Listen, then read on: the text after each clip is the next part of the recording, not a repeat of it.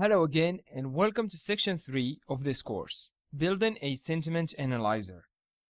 In the previous section, we have seen some common NLP tasks using NLTK, and we extracted keywords from one of the corpora included with NLTK.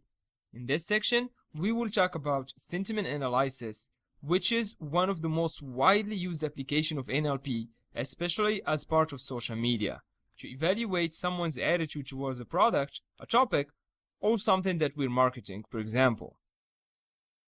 A sentiment analyzer can take a piece of text, analyze it, and understand the opinion expressed in it. Normally, the sentiment is quantified using a polarity, negative or positive. A sentiment can be computed for a document as a whole, a paragraph, or even a sentence. Combining a sentiment analyzer to monitor social media feedback, organizations can get a better understanding of their customer services and also understand their customers better, because doing so, it will improve their customer experience and, of course, improve their position in the market. In the rest of the section, we will use NLTK and build a sentiment analyzer to differentiate between "I really like this product" and someone else saying "this movie was awful."